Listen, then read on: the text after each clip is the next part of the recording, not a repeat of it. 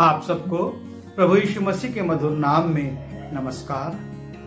हम परमेश्वर पिता का धन्यवाद करते हैं कि उसने हमको यह अवसर दिया है कि हम कुछ देर उसके वचन पर विचार कर सकते, अध्ययन कर सकते और उसके वचन से अपने जीवन के लिए शिक्षाओं को प्राप्त कर सकते हैं। हम वचन में जाएं उसके पहले आइए हम प्रार्थना करें। प्रभु जी, हम आपके चरणों पर अपने सिर को झुकाते हैं। हमारी सहायता कीजिए कि हम आपके वचन को आपकी इच्छा अनुसार समझ सकें और बोल सकें। पवित्र आत्मा का अभिषेक मुझको दीजिए ताकि पवित्र आत्मा में होकर मैं आपके पवित्र वचन को प्रकाशित करूं और मेरे प्रिय पवित्र आत्मा में होकर उसको ग्रहण करें। विनती यीशु के नाम से मांगता हूं, आमीन। आज जिस विषय पर हम कुछ देर विचार करना चाहते हैं और उसको शीर्षक दिया है मैंने, मनमानी की आत्मा।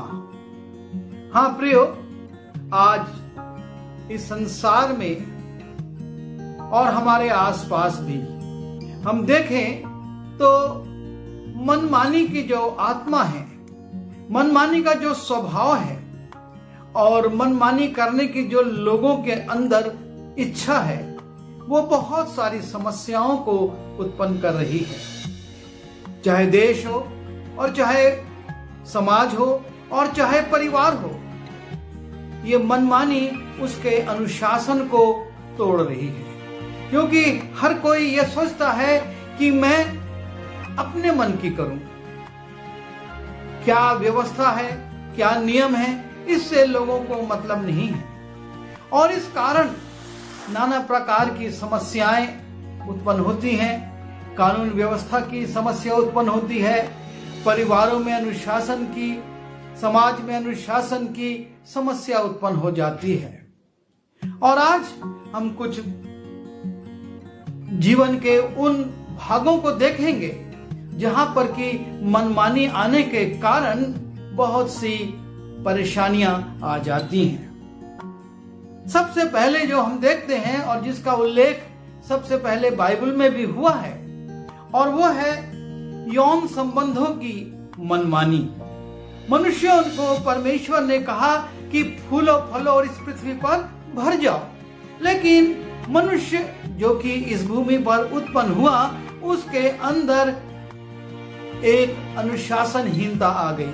और जब हम उत्पत्ति उसके 6वें अध्याय के पहले पद से देखते हैं, लिखा है, फिर जब मनुष्य भूमि के ऊपर बहुत बढ़ने लगे और उनके बेटियां उत्पन्न हुई, तब परमेश्वर के पुत्रों ने मनुष्य की पुत्रियों को देखा कि वे सुंदर हैं, तो उन्होंने जिस जिसको चाहा उनसे ब्याह कर लिया। यहाँ पर पहली मनमानी नजर आती है और लिखा है कि वे जिस जिसको चाहे उससे उन्होंने विवाह कर लिया और परमेश्वर को यह बात पसंद नहीं आई। लिखा है 3 पद में, और यहोवा ने कहा, मेरा आत्मा मनुष्य से सदा लो वाद विवाद करता ना रहेगा, क्योंकि मनुष्य भी शरीर ही है और उसकी आयु 120 वर्ष की होगी। उन दिनों में पृथ्वी पर दानव रहते थे और इसके पश्चात जब परमेश्वर के पुत्र मनुष्य की पुत्रियों के पास गए, तब उनके द्वारा जो संतान उत्पन्न हुई वे पुत्र शूरवीर होते थे, जिनकी कीर्ति प्राचीन काल से प्रचलित है। और यहोवा ने देखा कि मनुष्य की बुराई पृथ्वी पर बढ़ गई है और उसके मन के विचार में जो कुछ उत्पन्न होता है सो निरंतर बुरा ही होता है।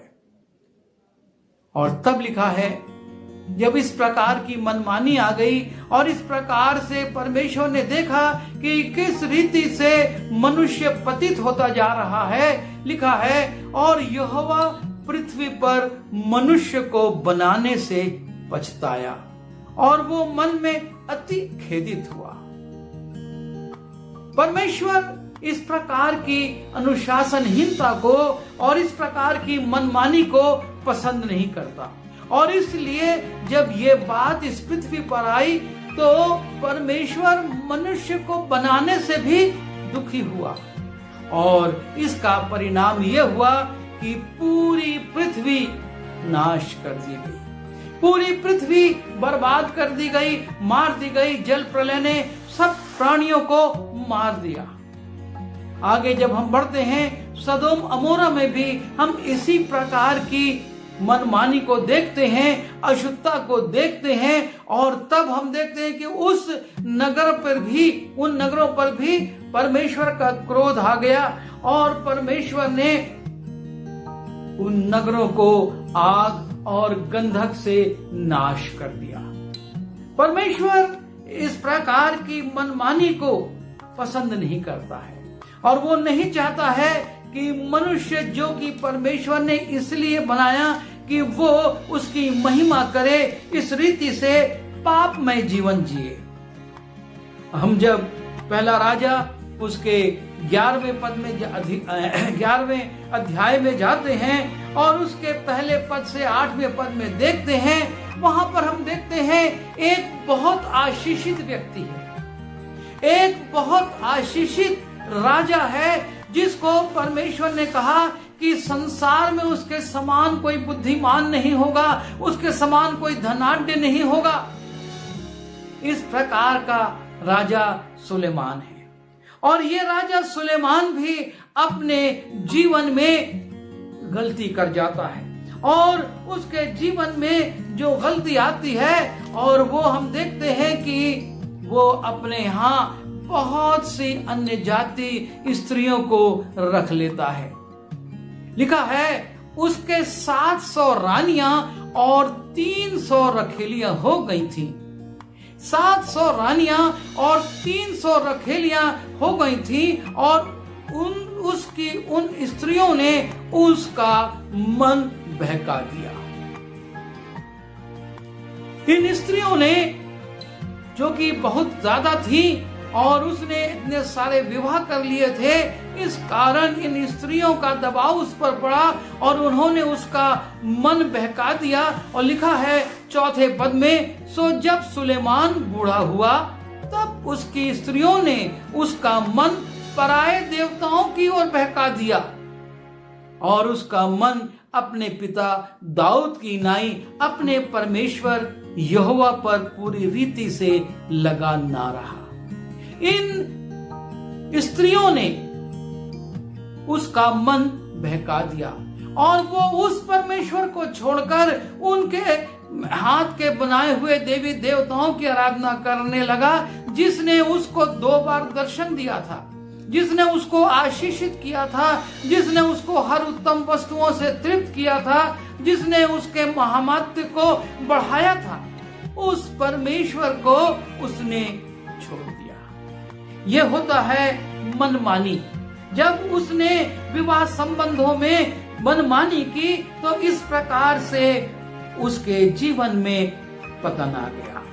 जब हम आगे बढ़ते हैं, न्यायों की पुस्तक में जाते हैं, वहां पर हम देखते हैं एक और मनमानी का उल्लेख, जहां पर कि हम देखते हैं कि लोगों में मनमानी आ जाती है। कारण यह है कि उस समय उनको मार्गदर्शन देने वाला कोई नहीं बचा था। जब हम न्यायों की पुस्तक उसके 21वें अध्याय के 25वें पद में जाते हैं, लिखा है उन दिनों में इस्राएल का कोई राजा ना था। और तब क्या हुआ, जब न्यायी मर गए, यहोशू मर गया, उस पीढ़ी के लोग मर गए, तब उन दिनों में इस्राएलियों का कोई राजा ना था। जिसको जो ठीक सूझ पड़ता था वही वो करता था, जिसको जो ठीक सूझ पड़ता था। और उसका परिणाम यह हुआ कि पूरा इस्राएल राष्ट्र जो था वो अन्य जाति के देवी देवताओं की पूजा, आराधना और उनका सेवा करने लगा। कारण क्योंकि उनमें कोई राजा नहीं था। दूसरी मनमानी जो आ जाती है, और जब हमारे ऊपर से अधिकारी चले जाते हैं, कोई अधिकारी नहीं रह जाता है, और तब मनमानी शुरू हो जाती है। जब हम आगे देखते हैं इसी न्यायों की पुस्तक में उसके 2 अध्याय में लिखा है उस पीढ़ी के सब लोग भी अपने पितरों में मिल गए। तब उसके बाद जो पीढ़ी हुई उसके लोग ना तो यहोवा को जानते थे और ना उसके काम को जो उसने इस्राएल के लिए किया था। इसलिए कारण बताया जा रहा है, जब वो पितर चले गए इसलिए इस्राएली वो करने लगे जो यहोवा की दृष्टि में बुरा है, और वो नाना प्रकार के देवी देवताओं की आराधना, उनकी सेवा, उनको बलिदान चढ़ाना शुरू कर देते हैं। ये दूसरी प्रकार की मनमानी है जो कि जब हम पर हमारे बुजुर्ग माता पिता का हाथ नहीं रह जाता, या हम नौकरी के लिए कहीं बाहर चले जाते हैं और हम सोचते हैं अब हम आजाद हैं, अब हमको कोई नहीं देख रहा, अब हमको रोकने वाला कोई नहीं है, और एक मनमानी आ जाती है। और उस मनमानी के कारण जिसको जो ठीक लगता है, जिसको जो अच्छा लगता है वो करने लगता है, और ये हानिप्रद होता है। परमेश्वर इसको पसंद नहीं करता है, और वहां पर भी हम पाते हैं कि परमेश्वर उन लोगों से रुष्ट हो जाता है और उनको उन्हीं लोगों के अधीन कर देता है जिसके देवी देवता की उन्होंने आराधना शुरू कर दी थी, और वो लोग उनको पीसने लगते हैं। पहली मनमानी हमने देखी जो यौन संबंधों में थी, और उसके परिणाम स्वरूप न सिर्फ पहला विश्व समाप्त हुआ, लेकिन सदोम अमोरा पर भी आग और गंधक बरसा, और इसी मनमानी के कारण सुलेमान से भी परमेश्वर रुष्ट हो गया। दूसरी मनमानी, जबकि लोगों ने अपने अधिकारी नहीं पाए और उन्होंने मनमानी करना शुरू कर दिया। तीसरी मनमानी के विषय में राजा सुलेमान लिखता है, सुबोपदेशक उसके 11वें अध्याय के 9वें पद में, हे जवान अपनी जवानी में आनंद कर और अपनी जवानी के दिनों में मगन रहे, अपनी मनमानी कर और अपनी आंखों की दृष्टि के अनुसार चल। सुलेमान कहता है, हे जवान अपनी जवानी में आनंद कर, जवानी के दिनों में मगन रहे, मनमानी कर। लेकिन तब वो चेतावनी देता है, परंतु ये जान रख कि इन बातों के विषय परमेश्वर तेरा न्याय करेगा। इस बात को तू स्मरण कर, मनमानी कर ले, लेकिन परमेश्वर न्याय करेगा। और इसीलिए आगे वो कहता है, अपनी जवानी के दिनों में अपने सृजनहार को स्मरण रख, इससे पहले कि विपत्ति के दिन और वे वर्ष आए जिनमें तू कहे मेरा मन इनमें नहीं लगता। जवान अपनी जवानी में मनमानी करने की सोचते हैं, वो चाहते हैं अब उनको कोई ना रोके। और आज समाज में व्याप्त गड़बड़ियों का एक बहुत बड़ा कारण ये युवाओं की मनमानी है। वो मनमानी चीजों का सेवन करते हैं, मनमानी दिनचर्या जीते हैं, रात में बहुत देर तक जगते और दिन में बहुत देर तक सोते हैं। उनकी दिनचर्या बदल चुकी है, उनका खान पान बदल चुका है और उनका बोलचाल भी बदल चुका है। बड़ों से कैसे व्यवहार करना है, बड़ों का कैसे आदर करना है, ये सब बातें इतिहास की होती जा रही हैं। और इस मनमानी के कारण समाज में, परिवार में और देश में भी अव्यवस्था फैल रही है। रात रात तक जवान गाड़ियां चलाते, मोटरसाइकिलें दौड़ाते और हम परिणाम सुनते कि दुर्घटना हो गई। कम उम्र में जवान चले गए, कारण क्या? मनमानी। माता पिता मना करते रहे, बुलाते रहे, घर आ जाओ, लेकिन मनमानी, रात रात में घूमने की मनमानी। लेकिन सुलेमान कहता है, सब कुछ सुना गया, अंत की बात यह है कि परमेश्वर का भय मान और उसकी आज्ञाओं का पालन कर। उसकी आज्ञाओं का पालन करना मतलब मनमानी से अपने आप को रोकना है। परमेश्वर नहीं चाहता कि मनुष्य मनमानी करके अपने जीवन को खतरे में डाले या अपने जीवन को बर्बाद करे। और इसलिए लिखा है कि उसकी आज्ञाओं का पालन कर, क्योंकि मनुष्य का संपूर्ण कर्तव्य यही है। परमेश्वर ये चाहता है कि आप और मैं एक अच्छा जीवन, एक सामाजिक जीवन, एक अनुशासित जीवन और एक अधीनता का जीवन जिए, जिसमें कि बुजुर्गों के प्रति आदर हो, समाज के प्रति आदर हो और परमेश्वर की आज्ञाओं के प्रति आदर हो। जब हम और आगे बढ़ते हैं तो हम देखते हैं कि इस्राएलियों में भी मनमानी आ जाती है। और जब हम निर्गमन की पुस्तक उसके 32वें अध्याय के पहले 6 पदों को देखते हैं, वहां पर हम पाते हैं कि जब मूसा को परमेश्वर के पर्वत पर रहते हुए 40 दिन हो गए और वो नहीं आ रहा था नीचे, उस समय के लोगों ने हारून को अपना अगुवा नियुक्त कर दिया। लिखा है, जब लोगों ने देखा कि मूसा को पर्वत से उतरने में विलंब हो रहा है, तब वे हारून के पास इकट्ठे होकर कहने लगे, अब हमारे लिए देवता बना। एक मनमानी आ गई, हमारे लिए देवता बना जो हमारे आगे आगे चले। अब मूसा जो हमारा अगुवा था और वो जिस परमेश्वर को लेकर आगे आगे जाता था, अब कहां गया वो हमको नहीं मालूम। वो बोलते हैं, क्योंकि उस पुरुष मूसा को जो हमें मिस्र देश से निकाल ले आया है, हम नहीं जानते कि उसे क्या हुआ।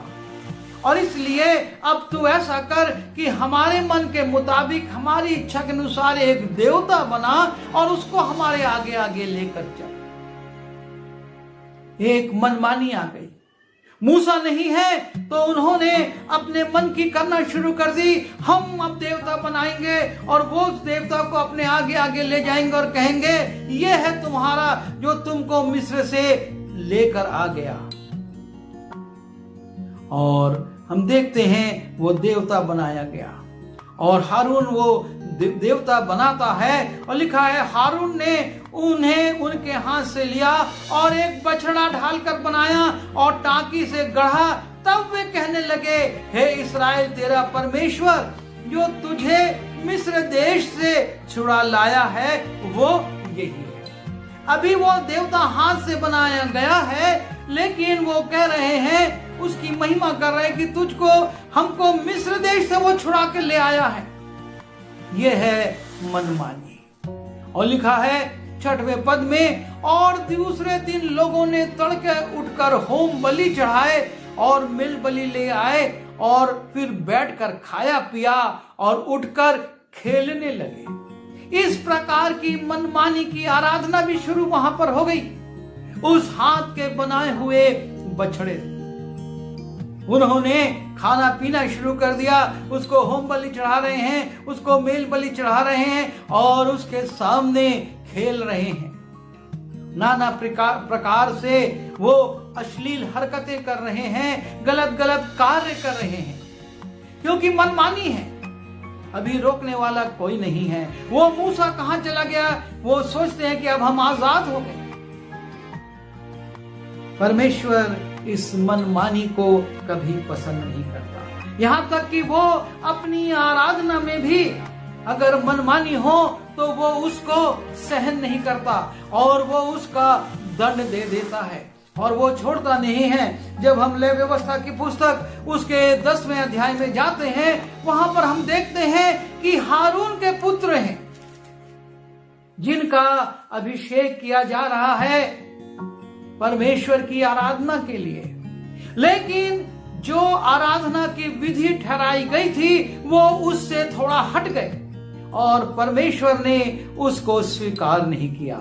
जब हम लेवी व्यवस्था उसके 10वें अध्याय में जाते हैं, लिखा है, तब नादाब और अबीहू नामक हारून के 2 पुत्रों ने अपना अपना धूपदान लिया और उनमें आग भरी और उसमें धूप डालकर उस ऊपरी आग की जिसकी आज्ञा यहोवा ने नहीं दी थी, यहोवा के सन्मुख आरती। जैसी आराधना करने के लिए परमेश्वर ने उनको आज्ञा नहीं दी थी, उन्होंने उस रीति से परमेश्वर की आराधना करना शुरू कर दिया और अपने धूपदानों में धूप डालकर और अंगारे डालकर आग भरी और उसके बाद उन धूपदानों को लेकर परमेश्वर को आरती देने लगे। और लिखा है, तब यहोवा के सन्मुख से आग निकलकर उन दोनों को भस्म कर दिया और वे यहोवा के सामने मर गए। परमेश्वर को इतना क्रोध आया कि जो आज्ञा मैंने नहीं दी, जिस विधि को मैंने नहीं ठहराया, जिसको मैंने मूसा से उस पर्वत पर नहीं कहा, उस तरीके को, उस सांसारिक रीति विधि को, क्योंकि उन्होंने शायद देखा था कि संसारिक लोग अपने देवी देवताओं की आराधना किस रीति से करते हैं, कैसे धूप जलाकर उनको आरती देते हैं, और उन्होंने वो करना शुरू कर दिया।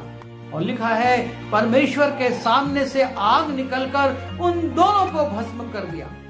तब मूसा ने हारून से कहा, ये वही बात है जिसे यहोवा ने कहा था कि जो मेरे समीप आए वो मुझे पवित्र जाने और सारी जनता के सामने मेरी महिमा करे। पर इन जवानों ने अपनी मनमानी करी, अपने तरीके से परमेश्वर की आराधना करने की कोशिश की और उसका परिणाम इतना भयानक हुआ कि परमेश्वर ने उनकी उस भेंट को, उस आरती को तो स्वीकार नहीं किया, साथ ही साथ आग निकली और उनको भस्म भी कर दिया। परमेश्वर ने दिखा दिया कि मैं तुम्हारी मनमानी आराधना से, मैं तुम्हारी मनमानी रीति विधियों से, जिससे तुम सोचते हो कि मैं परमेश्वर को प्रसन्न कर लूंगा, किसी रीति से मैं इससे प्रसन्न नहीं हूं, मैं इसको पसंद नहीं करता हूं। और परमेश्वर ने उन अबीहू को और दूसरे बेटे को मार दिया। हम एक और बात को देखते हैं, जब हम पद की मनमानी शुरू कर देते हैं। परमेश्वर ने हमको पद दिए हैं, परमेश्वर ने इस्राएल में राजा का पद ठहराया, और जब राजा बनाने के बाद उन राजाओं ने मनमानी करने की कोशिश की तो परमेश्वर उससे प्रसन्न नहीं हुआ। चाहे वो शाऊल हो और चाहे वो उज्जिया राजा हो। हम देखते हैं कि उज्जिया राजा के विषय में लिखा हुआ है कि जब वो सामर्थी हो गया, मैं दूसरा इतिहास उसके 26वें अध्याय के 16वें पद से पढ़ रहा हूं, लिखा है, परंतु जब वो सामर्थी हो गया तब उसका मन फूल उठा। यह उज्जिया राजा के विषय में कहा जा रहा है कि उसका मन फूल उठा और उसने बिगड़कर अपने परमेश्वर यहोवा का विश्वासघात किया। और विश्वासघात किस रीति से किया? अर्थात वो धूप की वेदी पर धूप जलाने को यहोवा के मंदिर में घुस गया। वो राजा है, परमेश्वर ने उसका अभिषेक किया है कि वो उसकी प्रजा के ऊपर राज्य करे, लेकिन उसने उसको याजक नहीं बनाया था। पर जब उज्जिया सामर्थी हो गया, राज्य स्थिर हो गया, तब उसका मन घमंड से भर गया और वो सोचने लगा, अब मैं मनमानी कर सकता हूं, मैं जो चाहूं, मैं राजा हूं और मैं जैसा चाहूं, जो चाहूं वो कर सकता हूं। और वो परमेश्वर के भवन में घुस गया कि मैं वेदी पर धूप जलाऊंगा।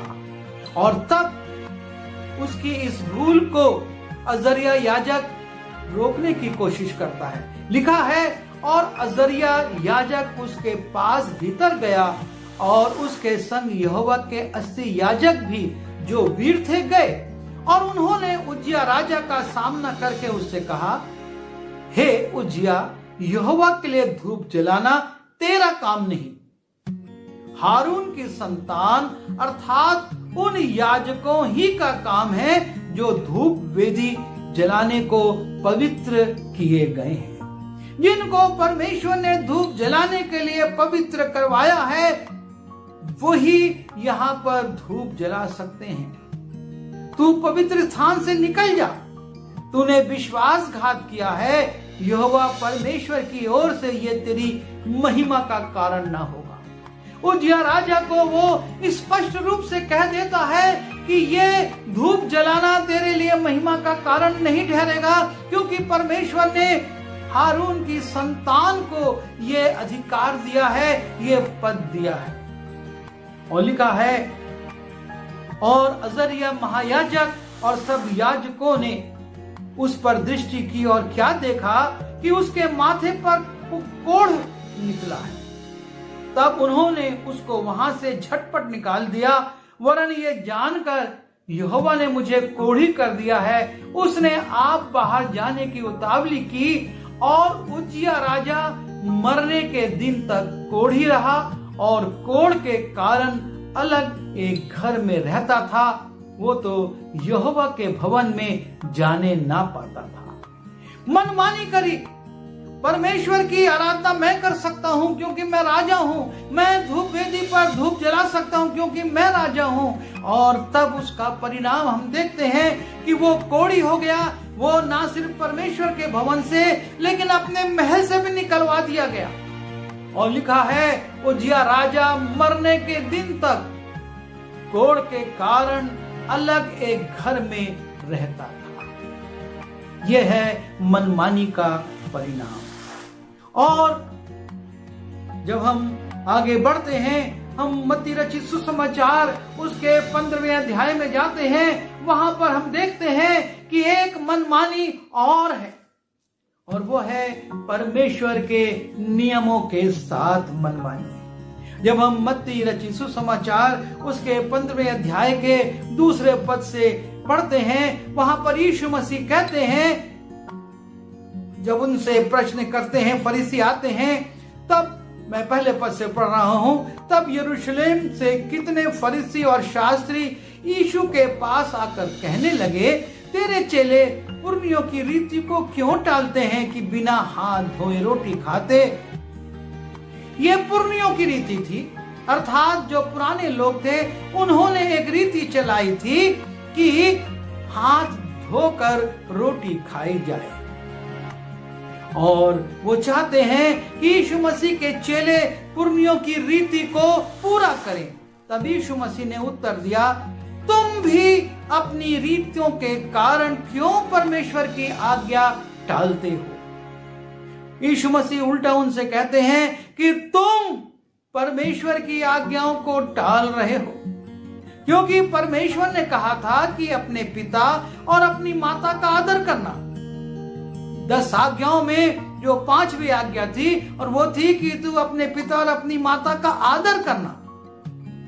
लेकिन तुम कहते हो कि यदि कोई अपने पिता या माता से कहे, जो कुछ तुझे मुझसे लाभ पहुंच सकता था वो परमेश्वर को भेंट चढ़ाई जा चुकी, तो वो अपने पिता का आदर ना करे। इन्होंने एक रीति बना दी कि जो कहे कि मैं अपने पिता और अपने माता को जो लाभ दे सकता था वो मैं परमेश्वर को भेंट चढ़ा रहा हूं, तो अब उसको लाभ देने की बात तो दूर, अपने पिता का आदर करने की भी आवश्यकता नहीं। और तब यीशु कहते हैं, सो तुमने अपनी रीतों के कारण परमेश्वर का वचन टाल दिया।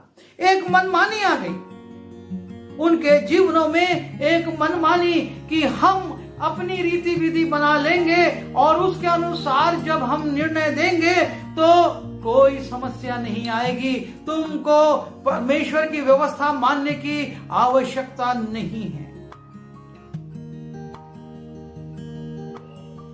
इसलिए आज हम इस बात पर विचार करें, हमारी मनमानी की स्थिति क्या है, हम क्या कर रहे हैं।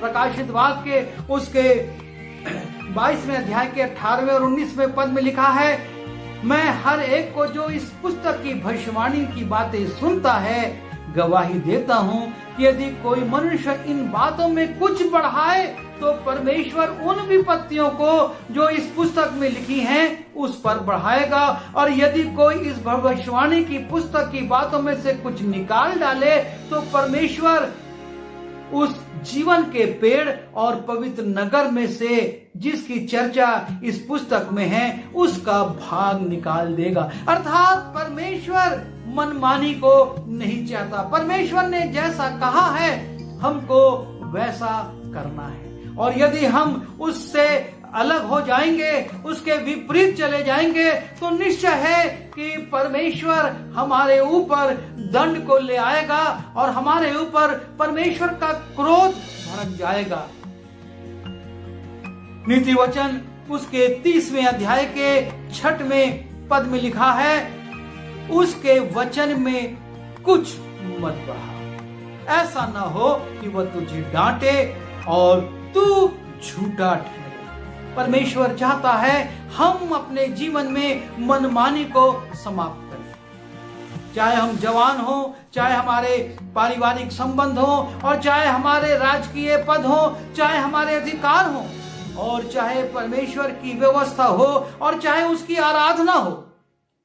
हम मनमानी ना करें, जैसा परमेश्वर चाहता है, जैसा परमेश्वर की आत्मा अगुवाई करता है, जैसा परमेश्वर का वचन हमसे कहता है, उसके अनुसार हम आचरण करें और आशीषित हों। आइए दुआ करें। प्रभु जी, हमारी सहायता कीजिए कि हम किसी भी रीति से आपके वचन के साथ मनमानी ना करें। हम वही जीवन जिए जो कि आप चाहते हैं, ताकि हमारे जीवन पर आशीष आए और हम आपके कार्यों को आपकी इच्छानुसार कर सकें।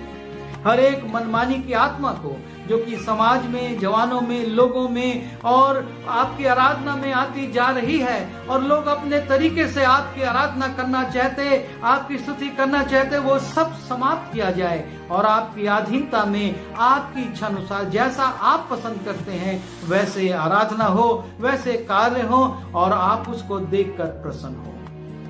हम सबों की सहायता कीजिए, मनमानी की आत्मा को दूर कीजिए और अपने अनुग्रह में हमको बढ़ाते ले चलिए। बिनती यीशु मसीह के नाम से मांगता हूँ,